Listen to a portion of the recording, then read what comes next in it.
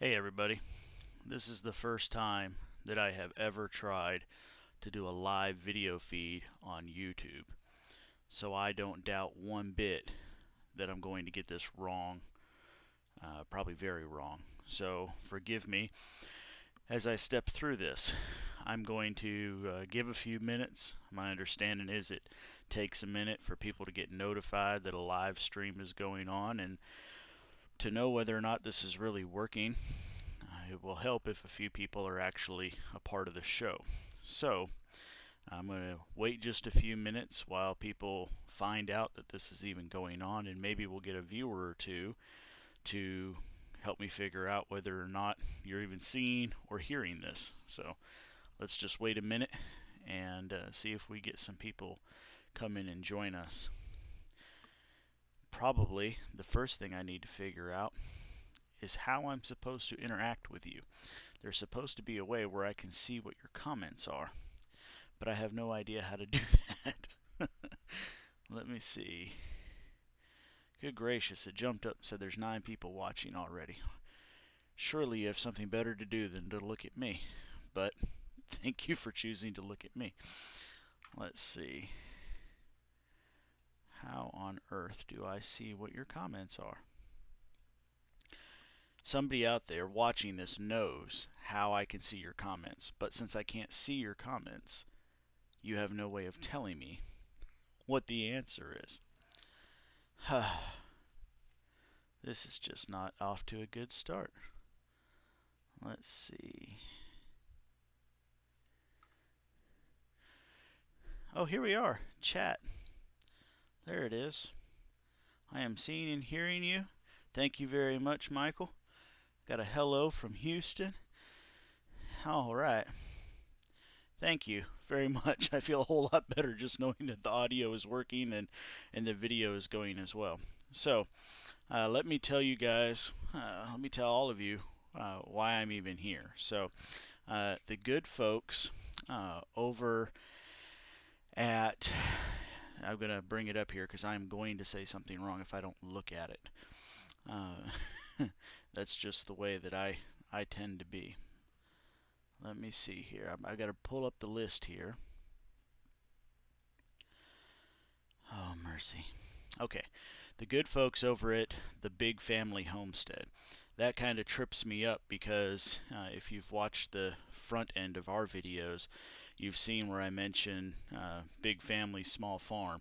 So it always messes me up that they actually call their homestead the Big Family Homestead. So that aside, those good folks have started up a network of YouTube stations, of YouTube channels, where, if I understand it properly, and certainly not to speak for them, their intention is to have a place where people can find homestead related information, content to go to live and interact with people on a continual basis. And I believe they started off with some very simple goals and realized quickly just how many people were interested in something like that. And so now they're bringing more channels into the fray. You can learn which channels and what times are already participating in this if you go to their website, thehomesteadnetwork.com. So you can go there and see what channels are already participating. Well, Brad and Krista reached out to me and asked me if I would be interested in this at all. And I told them that I was very nervous about the idea of a live video feed. Just so many things happen. I mean, every one of us experiences that, right? Where you have plans or expectations and they fall through for one reason or another. And with 5 children, our own homestead, my wife suffers from migraines and things like that I can just see being oh, sorry for the live show, folks, but I gotta go. But Brad and Krista assure me that everybody watching these understands those kind of situations, and if it's something I can learn about ahead of time, then they can get somebody to fill my spot But if it happens in the middle of the show, well, that's life, and we can always talk about next show what happened and how we worked with it. So, what I am doing today is experimenting. I'm learning about how to stream live because this is the first time I've ever done it outside of a Google Hangout, and I haven't done that in a couple years.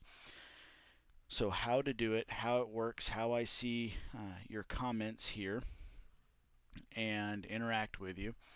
And if it feels good and if it feels right, then Brad and Chris are going to find me a spot inside of their network, and I'll get to join you guys live once a week, and we can sit down and talk about what's happening on our property, what's coming out next as far as videos are concerned, follow-ups on projects that you've seen in the past that maybe you haven't seen a follow-up video on but you'd like to learn a little bit more about.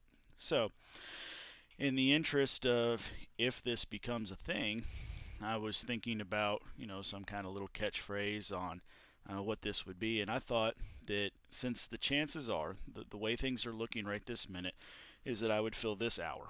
I would be on from 8 to 9 Central Time on a Sunday afternoon or a Sunday evening.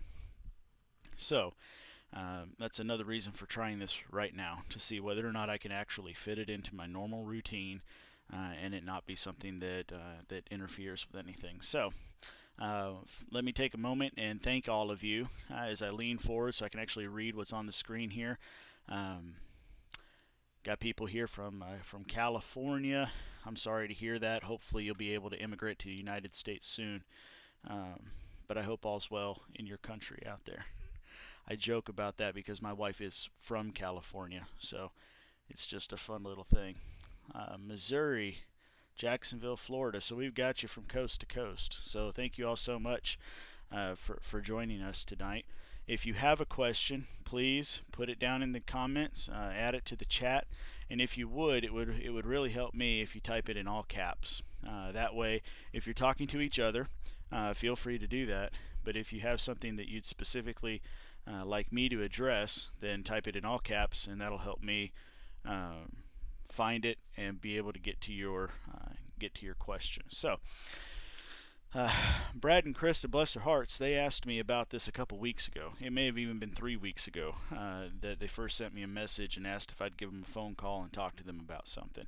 And a couple of my friends, Tommy Alderman with Alderman Farms and his wife Patty, are already participating in this, as well as my friend Dan over there at Go for Green Living in Alabama is participating with this. So I knew about the network, but because of my apprehension about the idea of live, I certainly didn't have the courage to approach them about participating, but they were kind enough to reach out to me and thought that I might have content that people would be interested in and asked me if I wanted to participate. So I have spent the last week rummaging through my den.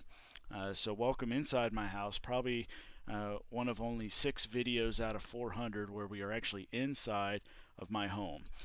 And probably like many of you, my den had slowly turned into a storage unit. This is a small room that we have slowly had to clean things out from one room to another, and this room just got piled up. So I have slowly, over the last week, finally taken the opportunity to clean out the majority of this, at least to a point where I can sit here and talk with you. I assure you there are still boxes just off to my edge right here, but hey, it's an ongoing process. So what can I talk to you guys about tonight? Let's see here. Hoboken, Georgia. Well, good to see you. I was actually born in Georgia. I was born in a little town called Douglasville, Georgia, just outside of Atlanta, and I know nothing about it. My parents were movers, and we lived there for, as I understand it, just a few months and moved all over the country. So I've lived everywhere from Georgia to California, upstate New York, Virginia, North Carolina, Colorado, and Mississippi. I think I named them all. So I've been all over the country. Every one of those except California and Georgia I have memories of. So it's been quite an experience. And now that we're here in Mississippi and we've made ourselves a little homestead here on 7 acres, and we have certainly experienced the ups and downs of going through that process. It was never our intention to have a family farm. We sort of grew into that. And it's a pretty interesting story if you're a part of our channel and you've seen that over the course of the last, well, my goodness, almost 4 years that we've been doing YouTube videos.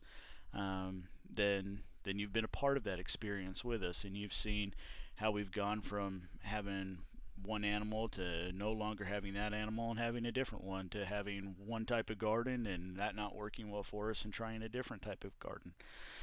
So you've seen the tragedies that our family has gone through, losing animals to wildlife, losing animals to the road that we live on, and things like that.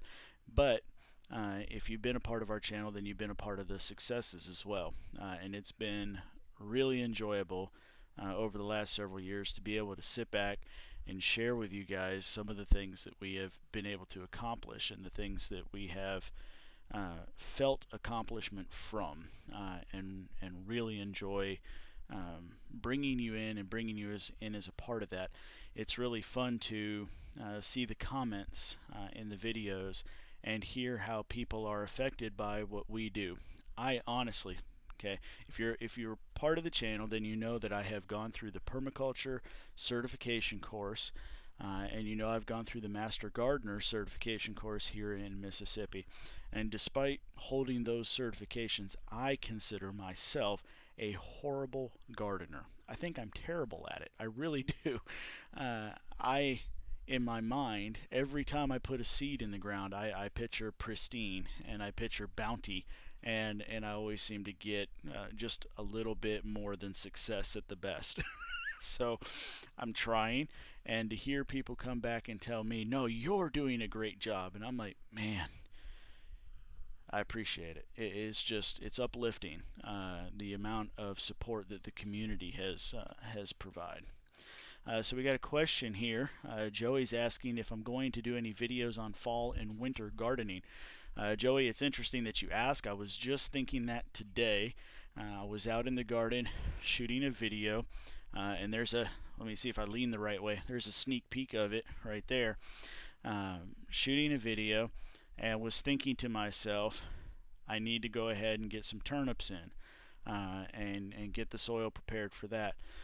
So I can see myself doing some kind of gardening in the winter, and that thought kind of moved forward as well, because I think one of the reasons I'm such a terrible gardener is because how much I hate the heat here in Mississippi. As I mentioned before, we're transplants here. I didn't grow up in this environment, and after having lived in Mississippi for, well, 11 years now, I haven't gotten any more used to it, and I still don't like it. It's great when it comes to the ability and the amount of time you have to garden, but I just don't like the humidity one bit. So can I use that to my advantage? Can I instead try to put on my permaculture hat and think if this problem is giving me some sort of a solution? And I wonder, Joey, if maybe I wouldn't be better at doing a winter garden. If maybe I put more effort into winter gardening than I do spring and summer gardening, or better said, probably summer and fall gardening, I wonder if maybe I wouldn't be happier with my experience and do a better job. So that's an interesting thought. Yes, I intend on doing videos for fall and winter gardening, and I wonder if it couldn't just be a change coming in where our focus is in which season. So that's an interesting thing. What part of Mississippi are we in? We live in a little tiny crossroad called Tumsuba. Local folks like to call it Tumasuba. It is just east of the city of Meridian on Interstate 20. So we are right on, you could almost, if you got a really good football player, you could just about throw the pigskin from our home to the Alabama border. We're probably about 7 miles actually from the Alabama border. So that's where we are. As far as climatology is concerned, we are in what is considered zone 8A, and we get about 55 inches of rain a year. That is a ton of water. Joey's telling me he's also out there in the heat just above I-20 in South Georgia. So uh, yeah, yeah. So Courtney shares here that our garden shouldn't have any weeds with all the kids that we have. Well, you know, many of you who have watched the channel, if you've been around long, I try to separate certain things. I'm a man, you know. I'm sure you've seen those videos before where men like to put things in boxes in their brains. Well, I got work in one box and home life in another, and homesteading in another, and I try to well, yeah, I try to keep those things in boxes like that, and uh, because of that, I suppose, you don't see all the information. But at some point, I know I've mentioned before that my 9 to 5 job is the 911 director for the county that I live in. So day to day, I go to the 911 center, and my job is to administrate that. We have qualified 911 dispatchers that are a whole lot better than I would be anymore at 911 dispatching. Been there, done that, got over into the administrative side, and certainly have not. It's not like riding a bike. Either you do it, or when you get back on it, you're going to have to relearn some things. So, but that's what I do 9 to 5. So I mention that because I believe wholeheartedly in the idea of the management style of don't you don't ask people to do something you're not willing to do. I am not willing to go out in 110 heat index with high humidity and full sun and weed the garden. And there are a million things that my kids do around the homestead for chores. We have 5 children. They are all homeschooled, and they pick up more than their fair share of weight around the property. But I have yet to ask them to go out there and weed when I wouldn't be willing to go out there and weed. But I'm sure you can go back and catch the videos. They certainly help do the plowing and the planting and a whole bunch of other stuff as well. So that's kind of the story behind why the kids aren't just told go out there and weed the garden. Maybe I should. Maybe if I did, they would get more acclimated with the weather and not be as terrified of it as I am, so to speak. Let's see. Yeah, so Beef 76, I agree with you. He says that the problem with winter and fall gardening is it's during hunting season. That's very, very true. In fact, our local seed company, there's a company here in Meridian, Mississippi called Planters Supply.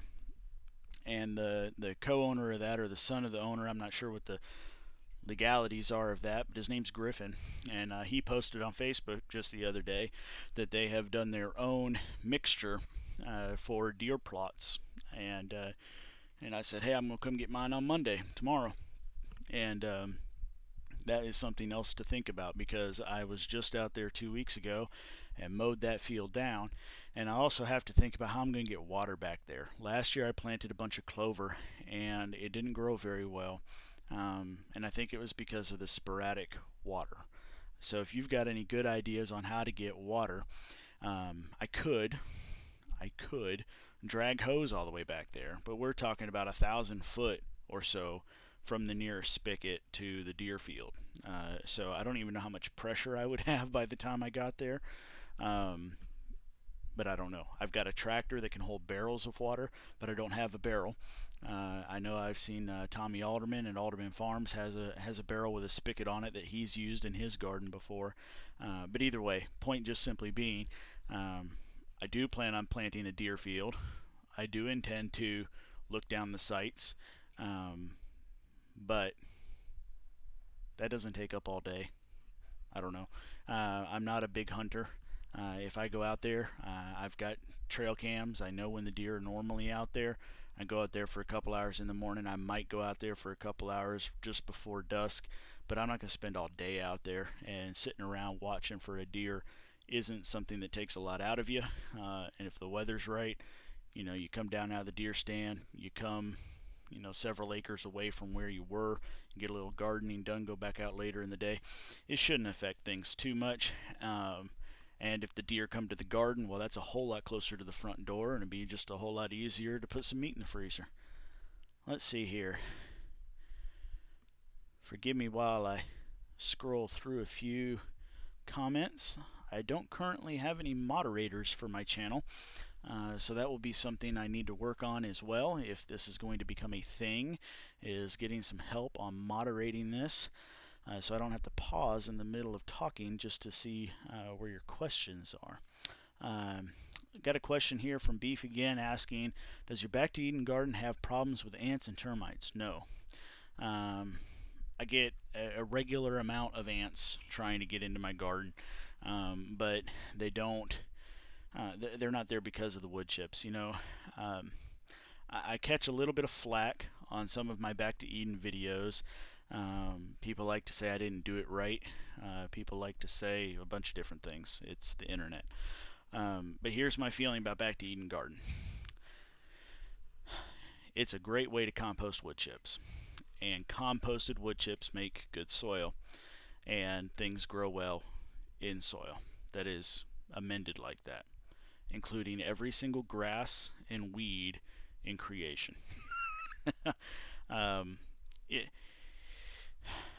Sometimes people give Back to Eden flack saying that there's no nutrition. Some people focus too much on the wood chips and presume that the wood chips decompose because the worms are eating it, and the worms are going to manure, and the vermicompost is what's going to feed your plants. If that has an effect, I would argue that it's minuscule. The more I've listened to Paul, and I admittedly haven't listened to much of his information here recently, so if he's changed any methodology, then that's not going to be reflected in what I'm saying here. Many people miss that in that Back to Eden film, Paul talks about getting compost. He talks about clearing out the manure from his chicken coop, and things like that. So there are what would amount to as outside resources being brought into this ecology for the garden. And so we have the nitrogen to help that helps break down the compost, or it helps break down the wood chips. We have the wood chips that's absorbing the nitrogen for slow release later from the chicken manures, and that's all well and good. But I have never had grass pop up in an area as quickly as I did when I laid down paper and 6 inches of of wood chips. There's a series of videos. If you go back, you're going to test my memory here. It could have been the 2014 season, but I want to say it was last year, 2015 season. I've got different playlists for each year of gardening. So if you go into the playlist, you can find 2015 gardening and just watch those videos. And you'll see where I took an entire area. Let me get my left and right done here. It's hard looking at myself on screen. Make sure I'm on screen. I took a quarter area of this garden and laid down paper, laid down wood chips, and I had pots down for container gardening. I had a big arbor that had they amounts to container gardening, but they were cat litter boxes underneath the trellis that I was trying to grow peas and beans and other crawlers like that, other viners. And that area got more overgrown with grass than any other part. And I think it's because the wood chips did exactly what they were supposed to do, and they nourished that soil. They kept moisture in the soil. They helped with the general ecology of the soil. That soil thrived. That soil did indeed loosen up. There did indeed have wild worms come into that area, and so the grass took over. And man, there is somebody out there, because they've commented on my channel, there are people out there who will say, put down 2 layers of cardboard, put down 16 layers of cardboard, put down 8 inches, 12 inches, 14 feet worth of mulch, and that will suppress the grass. I don't buy it. I'm sorry. I don't buy it. You're welcome. I got 7 acres of property. I'll cut you out 100 square feet and you can show me how wood chips keep grass down, and I can garden in it, because I can't. I can't figure it out. Okay. Um, we got somebody else who Michael is going to be building with garden boxes, like raised beds. That's something I too have considered, either as a part of my gardening, doing like 1 Yard Revolution does, and having my whole gardening experience is in raised beds, or I've thought about just having it in certain areas, like around my back deck, which is south facing, and doing raised beds along that, and growing certain things like deep rooted plants like carrots, but even shallow stuff like lettuces, kitchen garden kind of stuff right outside there. So I too have thought about the raised beds. Let's see here. IBC tote, cheap in Jackson. Saw it on Craigslist. Yeah, so IBC totes, they're certainly not cheap around here. If they're cheap in Jackson, then that's all well and good. I don't have a way to get them back from Jackson. So those not familiar with the local area, that's about an hour and 45-minute drive from where I am, and I don't have a pickup truck that I would be allowed to bring them back in. My work provides me with a vehicle, but that is strictly work related, so I wouldn't be able to use that. They had, the last time I saw IBC totes for sale in our area, I want to say they were going for about $100, and there was just no way I was paying $100 for someone else's trash. Jamie Bird, it's good to see you. We got a guest on from Ireland. I'm not sure what time it is in Ireland, but thank you for joining us. The kids were real excited. A couple weeks ago, you may have seen a video on our channel where a gentleman named Max works at an agricultural high school in France. Sent us a note just to thank us for the videos, and says that he sometimes uses our videos in his class. And that was really something exciting for the kids to see that people from around the world are a part of this, and how we can communicate using the internet and make an interaction that 80 years ago wouldn't have been a thing. Max and I would have never have spoke to each other or knew that we existed, but here on the internet it can be a 1-second communication, and we can talk quarter way across the globe. So thanks for joining us in Ireland. It's almost 2:30 in the morning. Go to bed. I don't know what you're doing. I am certainly a early to bed, early to rise kind of person. When this broadcast ends, I will be preparing myself and tucking in for bed, and I'll be up before the sun rises in the morning. My wife is the opposite of that, and it's probably the only thing that we're really true opposites in. She'd much rather be up at 2:30 shooting the breeze with Jamie, where I'd been sawing logs for a long time at that point. So either way, thanks for joining us there, Jamie. So Beef is just confirming here about the Back to Eden garden. He says, yep, he puts chips in the chicken pen and then sifts it and puts it in the garden. So I've never met Paul. I certainly haven't been to, it's either Oregon or Washington. All of a sudden I just had a brain zap there, and I've never seen it in person. And again, losing the name, but I know there's another gentleman who sort of does documentaries, if you will, constantly visits the farm up there where Paul is, and shows the tours that Paul's giving and things like that. But having not been there myself, I can't really say what the difference is. I have looked at the climate, and according to NOAA, National, oh, see, I'm not going to be able to say those big words live on YouTube. I need to remember not to try to do that. Our National Weather Service, for all of those not in the United States, says that he basically gets the same amount of rainfall we do here. So I don't think it's necessarily a rainfall issue, but I don't know about his natural soil type. I don't know. I just don't know. Let's see here.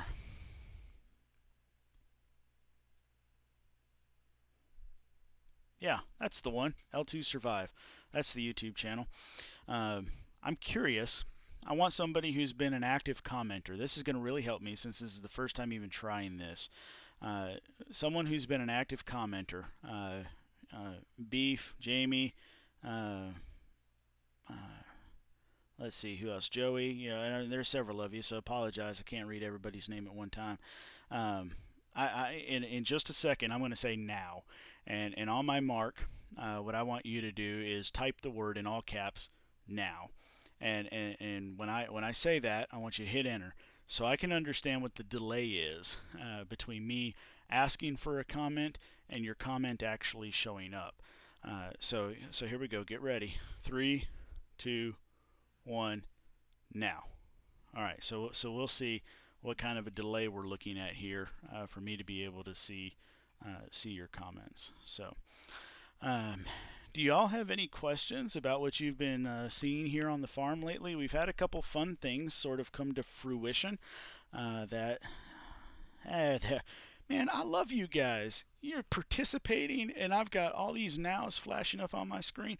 So I was roughly about, just so you know, it's about a 30-second delay or so. So that's not too bad. So thank you, thank you so much for doing that.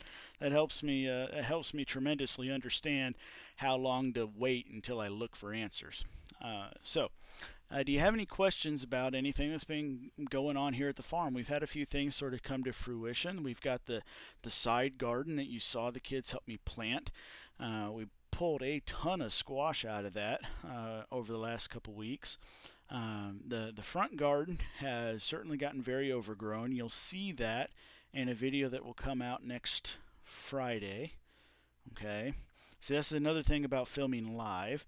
Normally I do all my filming either on the weekend, or if the weather's bad or I'm too busy on the weekend, I'll film it after work when the weather is right, and then I'll line those videos up to get published on YouTube at a later date, so that I don't have 6 videos coming out at one time. I can kind of spread them out. So that video that you'll see will come out next Friday. Let's see what else. We had the bat house. We actually have bats living in our bat house, so that makes us feel good. Not only do we know we have bats in the area, but now we know they're living on site. And let's see, we had the glass gem corn experiment that came out with all purple kernels. Prove me wrong. So let's see. Does the bat house get too hot out in the open like that, or would it be better in the shade? That's a great question. So I believe the answer is it's better out in the open. And I'm going to say that not only because that is what I continue to read, but because of experience. So if you look back in the videos, I've mentioned 1 or 2 times, if you ever see the top of our property where the driveway goes back down toward the road, there's a bit of a hump and there's a power pole there. And the first time we got a bat house, I bought it from I believe the website's called like BatCon, Bat Conservancy or something to that effect. Don't hold me to it. But anyway, they sold bat houses, and it seemed like the right place to get it from. And I bought a big double-walled, like 150 bat capacity bat house, and that's where I put it. And I put it there because it was the most open, south-facing area that I could find without erecting a pole. Well, after a season, no bats had moved in. So I went over to a cedar tree that's back behind the main garden, and I cleared out branches all the way to 20 feet up. And I got up there and I hung the bat house there. The only thing that ever moved into that bat house were wasps. So that didn't work out. Then after about a season of it being there, it rotted. Despite being a cedar bat house, where the nail was attached to rotted, and it fell to the ground and split. So then we said, well, we don't want to give up on bats because they keep flying around. Let's go get a bat pole, or let's go get a pole, and we can attach it to the pole in the middle of the yard. And in researching that, how to attach a flat bat house to a round pole, well, it's easy if there's a piece of wood and your pole and you just need to use a U-bolt, but I'm talking about a prefabbed bat house that I can't just put a bolt straight through. So what am I supposed to do with that? Well, in trying to figure out that, we found the kit that we ended up using that comes with the bat house and the triangular pole that has the mounts and the clips that all make it work. And everything we've read says that generally, just to throw rough numbers out there, you want it south facing or sun facing. So if you're in the southern hemisphere facing north, you want it sun facing, about 15-ish feet off the ground, and about a good 60-80 feet worth of clearance outside the front door of the house. So in the northern hemisphere, southways. And so that's what we did. That's where we put it, and it wasn't 2 months later bats moved into that house. So I think that it being out in the sun was key. And from what I have learned, I think a lot of us, including me, when you think bats, you think of things like caves and under bridges, and a brown box in the middle of the sun is going to get scorching hot, and that you don't want that. But apparently there are breeds of bats that look for that, and so that's what we're housing. Somebody who is involved with bat removal commented on the last video about the bats and said that it was his opinion, based on what he saw in the video, that we have large brown bats. And he gave some reasons on why those would be large brown bats. So I guess that's what it boils down to. It made sense in my mind, because if you go to research what kind of a chicken you want on your homestead, you have chickens that are hardy in the cold, that are hardy in the heat, and so on and so forth. And so, you provide an environment that's suitable to the type of bat that you have in the area, and we were able to provide that and get some. So let's see. Well, thank you, Warren. Warren says, I just enjoy watching whatever you publish on YouTube. Well, I appreciate that. I certainly take a certain amount of pride in what I publish on YouTube. I like it to be of a certain quality. But, if this were a full-time thing, I'm sure I'd put a lot more quality into it. There's a channel that I featured. I looked at this just today because I watched a video of theirs, and it surprised me, because I don't normally compare myself to anybody on YouTube. I just do my thing, and whatever happens, happens. And I was watching a video on James Townsend and Son, and I did a video 2 years ago where I talked about 3 underappreciated YouTube channels, and James Townsend and Sons was one of them. And at the time, I want to say he had just about 12,000, 16,000. It was about 12 to 16. I can't remember which number it was, but about that many subscribers. And today, he has over 170, almost 172,000 subscribers 2 years later. He is no longer an underappreciated YouTube channel. And I tell you what, they pump out some top-notch, high-quality videos over there at James Townsend and Sons. So that's sort of it. When I look at myself and say, am I doing a good job making videos? Those are the kind of channels that make me think, man, I could be doing so much better. But I really appreciate, Wayne, you saying that you enjoy whatever we're putting out there. You ask if that's the Bat Conservation International.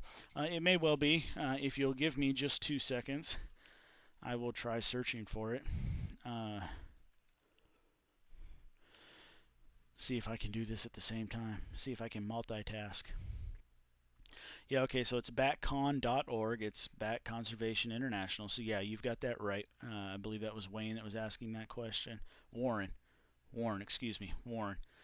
I don't know if they still do. This was like 6 years ago that we bought that bat house. I don't even know if they still sell them.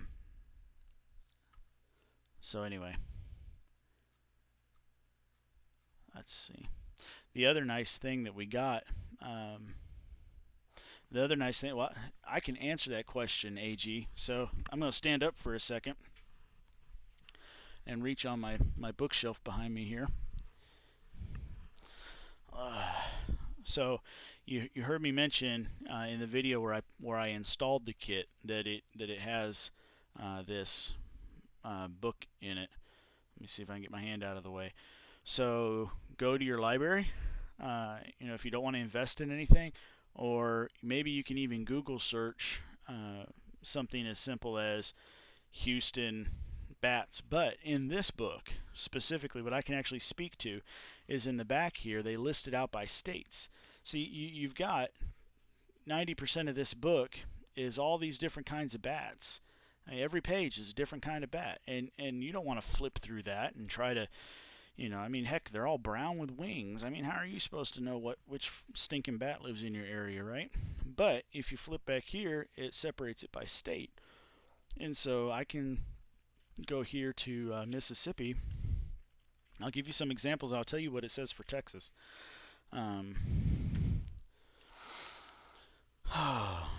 Excuse me. So, and then when you get to your state, it even breaks it down to common and uncommon. So to us, it says that common is the big brown bat, which is what that gentleman said we have. The eastern red bat, the Seminole bat, the evening bat, the eastern. Oh, good gracious! Don't do this live on YouTube, people. Don't do it. I can't pronounce that. I have no idea. It's almost like a Latin. I don't know. An eastern pipistrelle. I have no clue. Laugh, please. And then the Brazilian free-tailed bat. And then there's an even longer list of uncommon bats, and there's even one that's listed as an unknown status. So that's what it says for Mississippi, and then it gives you a Latin name and a page number. So then you can go to the page number, and so let's, just for fun time's sake here, let's look up the big brown bat is listed on page 56. So I can go here to page 56, and it gives you this information about the bat, if I can get the light on it right. So yeah, that's not working too well for me, but you see the top picture here shows whether or not it is in a colony or by itself, what kind of dwelling it goes into, and so on, in the different seasons. And then of course the map there shows you where in the country it is prevalent. And then you have all sorts of information from how it flies to what it feeds on to everything. Breeding, migration, hibernation, and things like that. So that's what it says for our area. In Texas, just so you don't have to go to the library unless you really, really want to, perhaps you can find information at the Texas Extension Service. I don't know. I don't know if they keep up on bats. I just don't. So in Texas, what's common is the pallid bat. Pallid, P-A-L-L-I-D, bat. You also have the big brown bat, the silver-haired bat, the eastern red bat. You also have the Seminole bat. I don't know why they keep coming out of Florida. You have the California bat, my sincerest apologies, the fringed bat, the cave bat, the Yuma bat, evening bat, the western and eastern version of the Latin ones I couldn't pronounce earlier, and also the Brazilian free-tailed bat. So some similar ones, but also because I would imagine you're further west, a couple of ones that are different from us. So there's some good information for you there. So it's Stokes. I think most of us that do gardening or homesteading are familiar with all the Stokes books, and this is the Beginner's Guide to Bats. The authors on it are Kim Williams, Rob Mize, and Donald and Lillian Stokes. So there you go. They listed on the back a retail of $10. Comes in that kit. If you want the whole kit, just go for broke. All right, so Ronald Connors, hello. Thank you for joining us. If y'all have any other questions about what you've been seeing on the property, let me know. If this does become a regular show, then it will be a 1-hour show. So we're looking to get some more comments from the viewers and fill in that time. Help me figure out what you actually want to hear about, and we got about 15 more minutes that we need to fill. If you're experiencing any problems with the video or the audio, let me know. I will tell you that I made a mistake in my haste. I was just started trying to figure out the technical side of things and how to get the streaming to work, and totally forgot to plug in my hard wire from my modem to my laptop. So I'm actually still working over Wi-Fi. I would imagine if I do this again in the future, I will be using a plugged in wire, and hopefully we'll have a better quality event throughout the entire hour. So Let me know how that goes. Jamie asks, how is the bee pond doing? Thank you for that question. I think it's doing really, really well. We have had one fish pass away, which, since these are 35-cent fish from the big brand Petco pet store, I think that's pretty darn good. The changes since the video include a couple of water lilies that came over from a friend's house. A friend of mine, he has a YouTube channel. If you're interested in goats, specifically dairy goats, his name is Jason Porter, and he has a channel called Camelot Hills Dairy Goat Farm. And they moved properties. They went from, I don't know, probably not even 15 miles from one part of the county to another. They didn't even leave the county, which is good for me since he's a very close friend. And at the new home, they have a little pond that had these really pretty purple daylilies in it, or water lilies, excuse me. So we brought some of those over, so that's in the pond as well now. And he also had some excellent patches of moss. So I stole a scraping of moss from him that went up on top of that. You noticed in the picture where the bees were feeding from was actually about a gallon size planting container, like a nursery container, that in the bottom of it has big gravel and then soil, and then had some moss on top. Well, there's another one just like it on the other side, and I added the moss on top of that one, so it's more of a mound now down on that back end. If I were honest with myself, I would say I'm a little unsatisfied with how level I got it. It's probably about it's only a 150 gallon little pond. It's probably, I don't know, 8 feet long at best, maybe 6 to 8 feet long. I'm not good at that eyeballing stuff. I'd have to measure it. And it drops on the high side. There's about an inch, and on the low side, the water will overflow when it rains. So I'm not very happy with how well I did that. It looked good when I first put it in. What I should have done is backfilled it with sand. I think what has become a problem is water getting down around the edges and it's settling. Now, that hasn't affected its ability to work. It's more of just a pride in my work sort of problem. We'll still be in the future putting some different creeping things around it, creeping thyme, creeping oregano, marjoram, some low growing plants around the edges. And hopefully that'll add to the effect of the area, so to speak. The plants that we put around it that came out of our green stalk tower garden are thriving. The lemongrass and the regular common thyme, they're just growing like weeds.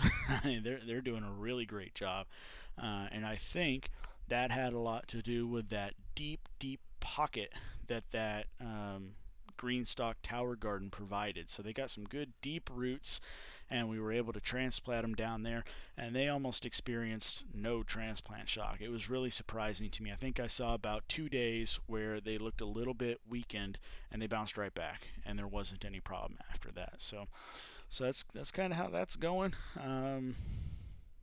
Yeah, I can't think of anything else to add about the bee pond. We still see them over there. We noticed yesterday morning that there weren't very many bees out there, but it was cool and pretty sunny out compared to how it has been. It was in the high 80s instead of the high 90s, and so I imagine the bees were out, rather than finding water, they were out trying to get some food. So that's good. And in our area, we started seeing a lot of goldenrod starting to bloom, so we should start getting our next honey flow very, very soon. Let's see here. They make good bait. Just don't tell Petco you buy them for fishing. Yeah, I mean, it's 35 cents. I mean, why not, right? Let's see.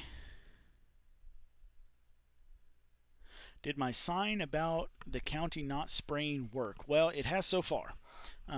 So if you missed that, there's a video out there where I had some custom signs made up. I came up with the artwork, and I paid a company to print them, put them on some metal backing for me to post on the side of the road that say be bees present or beehives. I think it says beehives present, do not spray.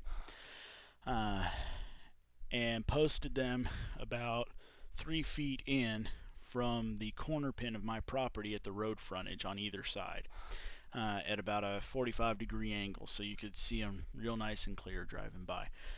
And so far, so good. Nobody's come on the property to spray.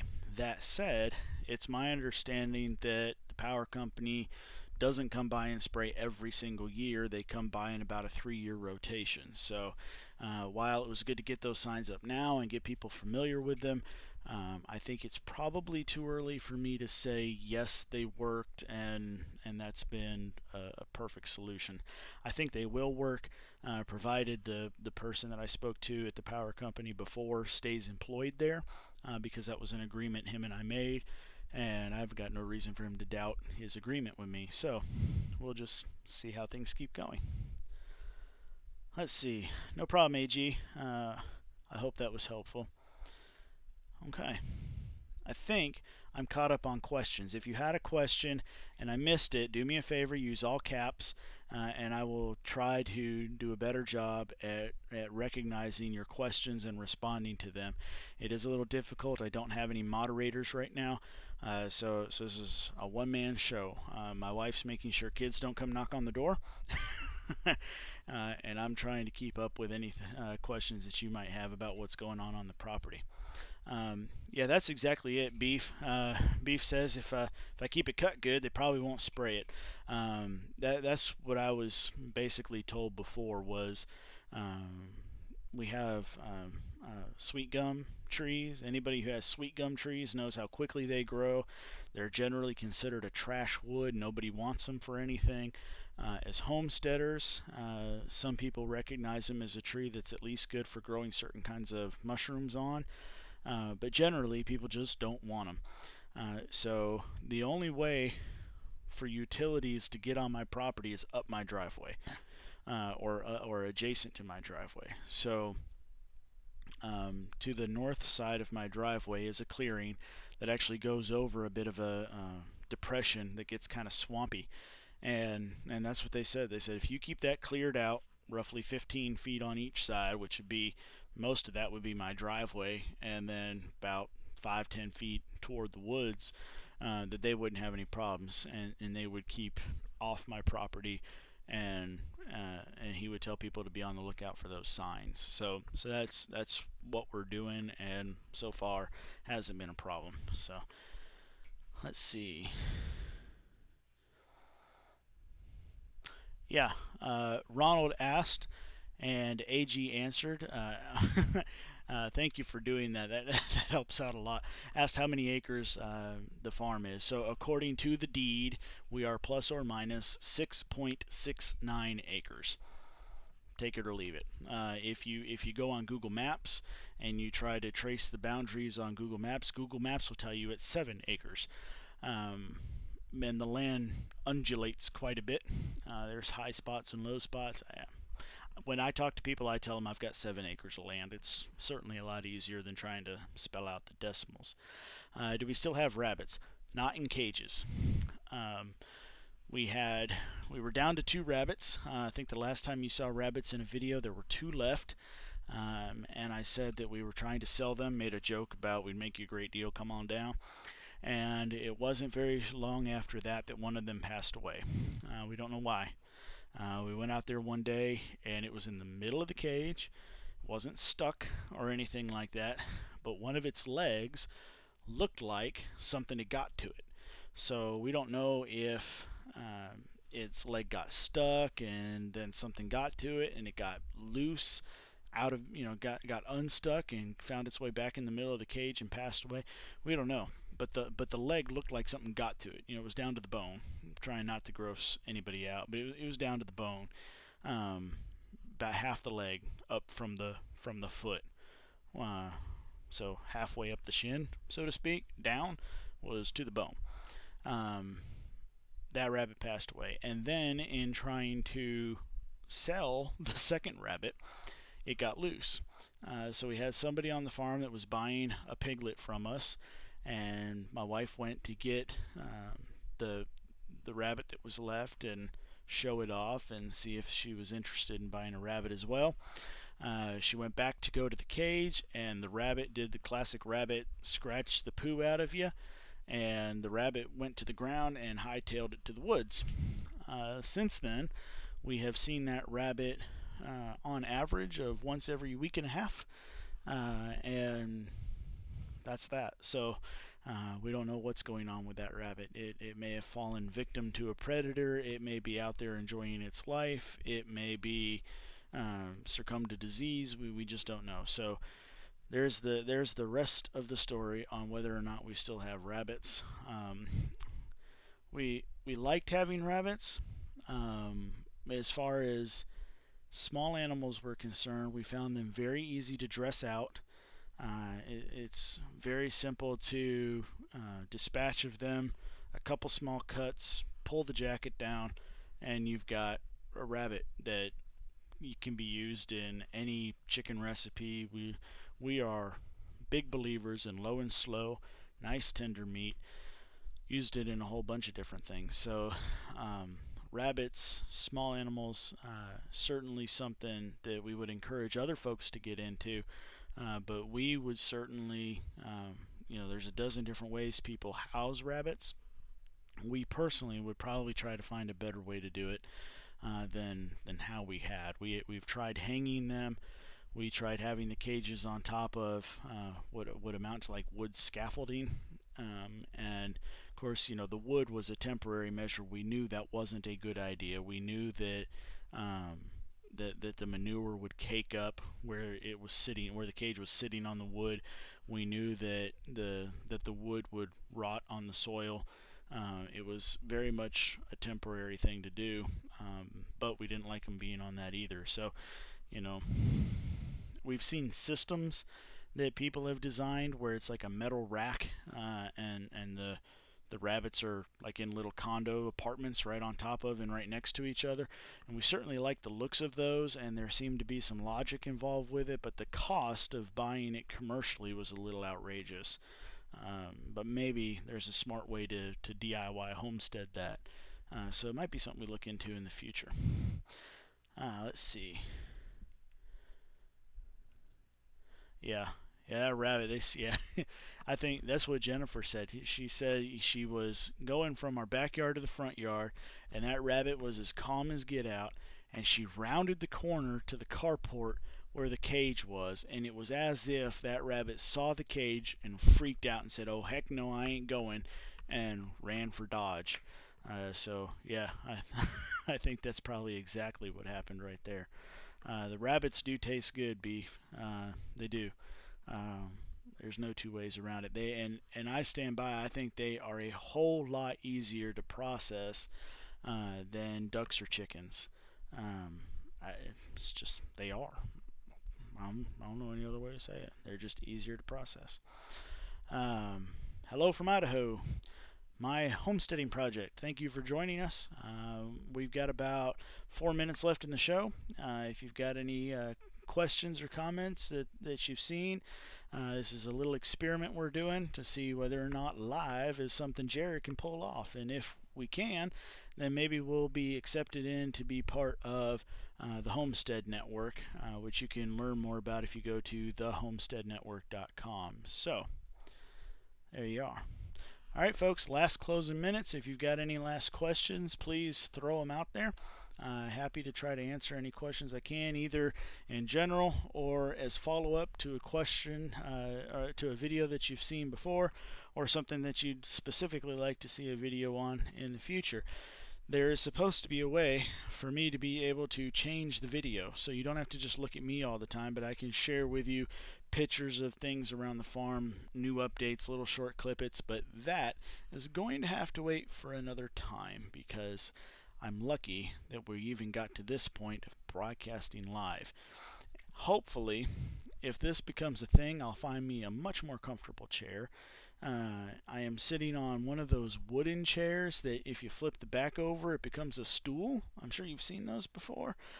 Very useful. Not so comfortable sitting on for an hour for a 225-pound fat guy. So we need a better chair if this is going to become a thing, and I need a better camera.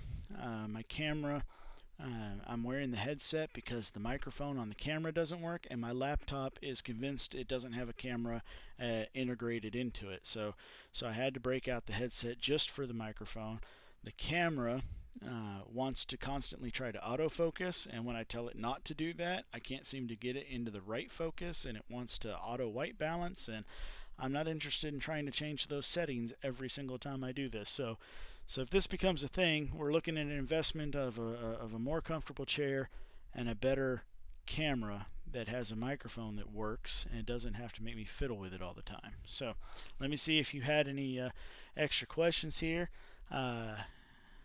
Great to see you too as well, sir. My homesteading project. I am from Tumsuba, Mississippi, right on the Alabama-Mississippi border on Interstate 20. That's the easiest way if you want to just look it on a map, or go to jnjacres.net and go to contact us, and you can see us right on a map. My address, my phone number, my email address are all wide open to the public. I know some people don't like that information being out there, but I ain't never had a problem with it. Anybody who's ever visited my farm called ahead and was polite and courteous about it, and it's never been a bad experience. So until there's a bad apple in the bunch, my information's out there, and you're welcome to go find out and look at my property from Google Maps or Bing or wherever you prefer to look at maps from. Let's see here. Beef's getting some chickens in the spring. Just make sure you get the hens. You don't need no darn rooster. Don't bother. They're just loud, annoying, and mean. I don't care what anybody else says. Don't do it. Don't do it. That's my 2 cents. Jared's 2 cents right there. Skip roosters. Yeah, you got no roosters. They're pretty and they look good. And yeah, don't do it. Let's see. Yeah, I'm actually a moderator over on Tommy's show. I was there 2 hours ago. Was it 2 hours ago? 4 hours ago. It was a while back. Moderating his show earlier tonight. Tommy's a good friend of mine. Been to his house plenty of times. He's been to mine. We've collaborated on a few videos. Yeah, Tommy's good folks. Let's see. It is interesting, Beef, you mentioned you hope I get involved on this because you're tired of regular TV. It is interesting to see how things are changing, and that we might be able to use YouTube as traditional television and set up programming that continually goes, have a repeat schedule just like television does, and get away from all of the static that's on TV. That's the nicest way I can say it. Okay. All right, I think I've caught up with everybody. Sex-link roosters, yeah, that's a good way to go.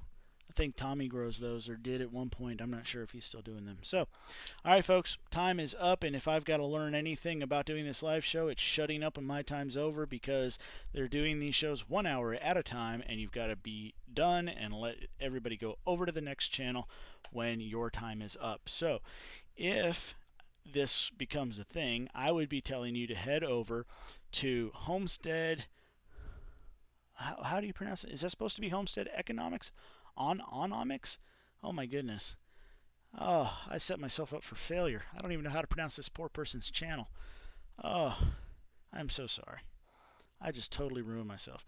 Poor person. The guy's got twice as many viewers as I do. Homestead Onomics. I don't even know what that is. I'm going to have to go watch his live channel as well. So y'all head over there, and if you need a link to the channel, go to thehomesteadnetwork.com. Thank you all so much for getting me through this first hour. Maybe if Brad and Krista see this, they won't shake their heads too hard, and they'll still say, Jared, come on over, be a part of our network. So thank you all for watching. We'll see you next time.